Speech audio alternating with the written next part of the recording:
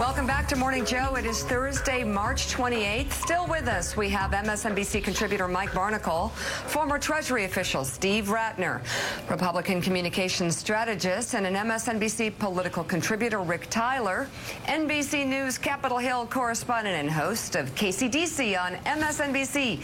Casey Hunt joins the conversation.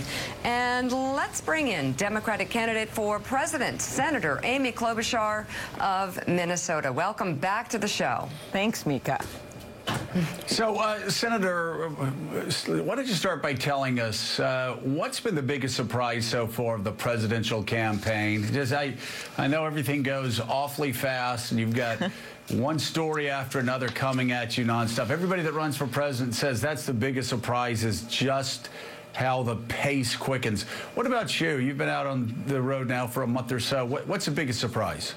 Well, the first was that I announced in a foot of snow, which we didn't really expect. No. That made you look tough. That made you look Minnesota tough. Okay, then we proceeded through many blizzards in various states. But what's amazed me is with all these candidates running, that people are just showing up in droves at things, asking good questions. And as you've probably heard, and I know Casey knows because she was out with me in New Hampshire last weekend, is that people are very focused on bread and butter issues.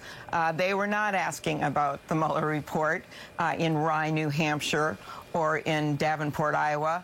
They have been asking about things like their health care, things like infrastructure, the floods coming to Iowa. And that's why I've put out a major infrastructure plan today, because these are the kinds of things that matter to people. And it's also why I was so appalled by what the administration did, talking about getting rid of the entire Affordable Care Act when people are just hanging on to their health care. So we'll get to infrastructure and health care in a second. I want you, though, to be our Sherpa for presidential campaigns, telling people what it's really like on the inside of that. I don't know if you'd call it a bubble or, let's say, inside a tornado. Okay. So do you join everybody that's ever run for president before thinking that the press coverage is unfair, a little too intense? You know, I grew up, my dad, a reporter, so if I did that, he's 90 years old, he wouldn't be happy with me. So I tend to be someone that believes in the First Amendment. Do I think every story is fair? No, but I believe it's just part of the world that you go in, and it's your job to try to explain things and try to make your case to the people, and try to go on shows like yours whenever you can, because I just think it's very important that we get out there. One of the things we learned from 2016 is that Donald Trump just dominated the news. Good, bad, whatever. That's all he did. And it's really important for us to have an optimistic economic agenda for the people of this country. One final question, and then we get to policy. Just looking back at the launch, do you think there would have been as many stories written about you and you being a tough boss on the Hill and in other places if you were a man? I have no idea, but what I do know is there. Okay, thank you, Mika. But there are a number of incredible women in this race, and a number of us have had tough jobs. I ran a major prosecutor's office. Elizabeth Warren ran the Consumer Bureau. Kamala Harris also ran a prosecutor's office. And when you are in tough jobs, you have to make tough decisions. And you have to deal with things in a way that not everyone is happy. And I think that also describes the kind of skills you have to have when you're president of the United States. So talk about health care. It's in the news. Obviously, Donald Trump is at war once again with Obamacare, wants to get rid of it, despite the fact Republicans don't have a replacement for Obamacare. If you're president of the United States, how do you mend Obamacare? Do you go to something completely different, or do you just build on what was started during the Obama years? Affordable Care Act was a beginning, not an end. And certainly the last thing you want to do is to create more chaos, as was just pointed out on your show, by throwing everything out and throwing people off their insurance if they have pre-existing condition. I went to the floor and read 100 letters from people and basically closed the Senate down 2 nights ago about what would happen to them if they didn't have those protections. So you build on it. you've immediately put in cost-sharing, reinsurance, and bipartisan bills that would bring premiums down. Then you go to a public option, something we wanted to do to begin with. It could be done with Medicaid or Medicare.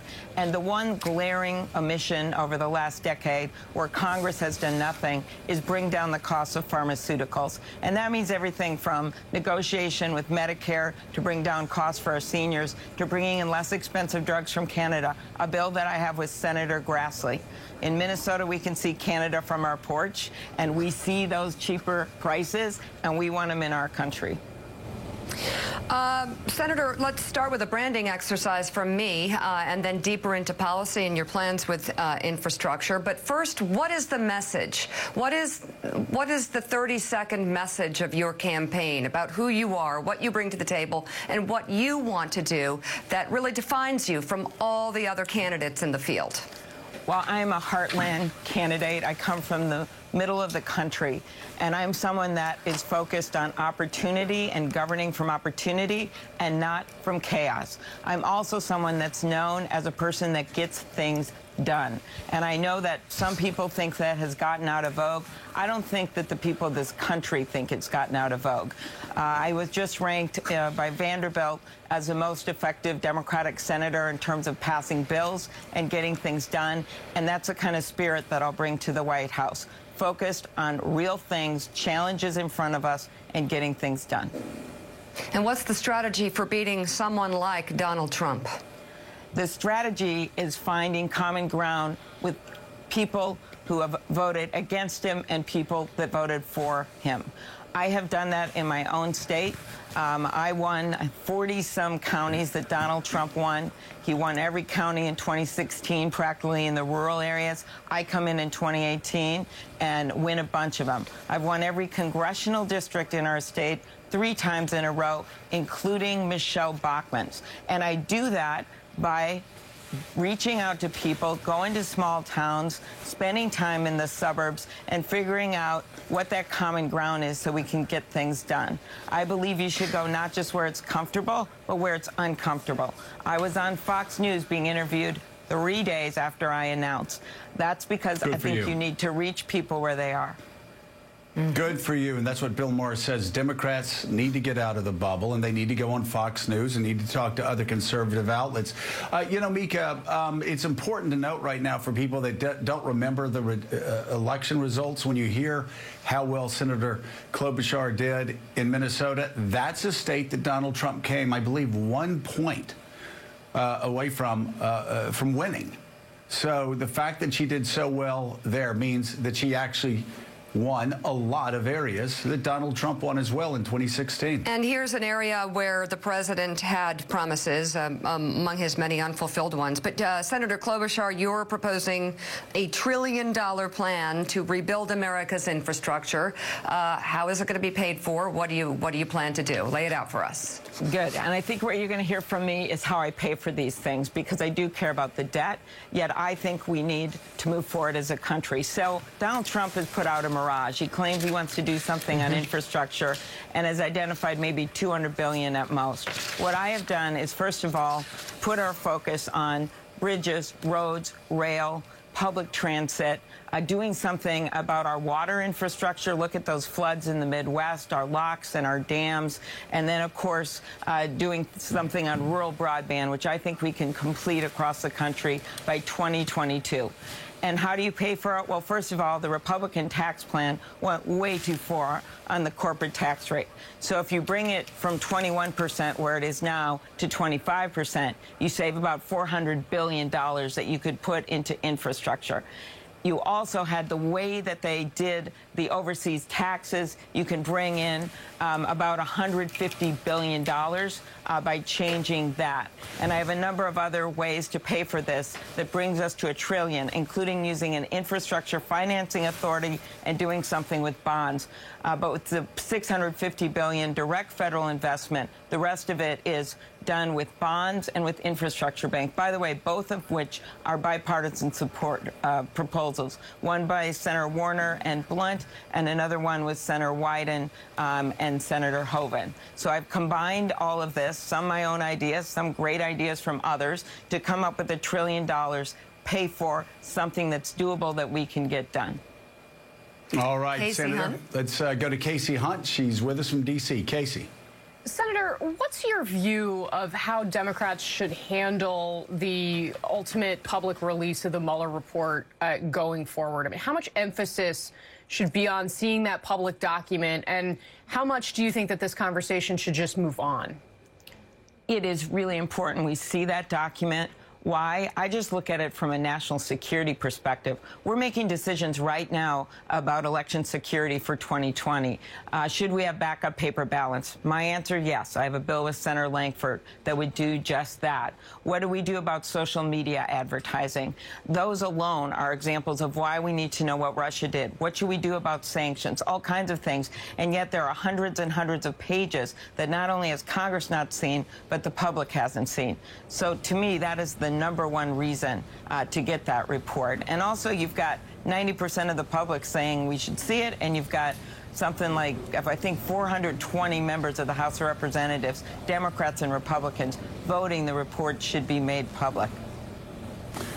Senator, we have a war in Afghanistan, we have a war in Iraq, we have combat in Syria, but we also have a war on the poor here in the United States of America. And the latest example of that, not necessarily part of the war on the poor, but the war on the most vulnerable, the reaction to the Special Olympics cut in funding. So all of this seems to lead to further class and racial divisions, these groupings. What do you do as President of the United States, not legislatively, but just addressing the issues of divisions in this country? Well, the first is how you talk to people. This administration seems every day to find the divide instead of finding what unifies people, whether it's the president's tweets after that horrendous massacre in New Zealand, instead of talking about support for the Muslim community, talking about sensible gun violence legislation, he's going ranting and raving against John McCain. That happened. Or whether it is this latest move where they take on the Special Olympics, which, by the way, the budget cut is equal to 5 trips back and forth to Mar-a-Lago. And those are the kinds of things they're doing every day. So first of all, I would greatly change the rhetoric to the level that we'd like to have our kids be able to see when they're talking about what the White House is supposed to be about. And then secondly, when it comes to income inequality, I believe in capitalism, but there always should be checks and balances, whether it is the antitrust law or whether it is some of the ideas out there with making sure that in this gig economy you can take your benefits with you. That makes sense to me. Having the stakeholders in the economy and creative incentives for that our company should invest in workers, not just machinery. These are things that are literally, we've been stagnant with a changing economy, workforce training with the changing technology, making sure our workers have a good, strong minimum wage, making sure we've got better child care available and housing, including in our rural areas. It seems like during this administration we've had chaos, but we've had no changes in policy that would help people so that they can have the same opportunities that our parents and our grandparents had. That's what has to change to get at it. Yes. All right, Senator, thank you so much for being with us. Thank you. We greatly appreciate it. Very good. Good luck on the campaign trail. I'm very excited to be back, and I'm going to see Kasie, I hope, in New Hampshire again. Thank you, Awesome. everyone. All right. Thank you so much. Greatly appreciate it. And Kasie, we heard the senator for some time.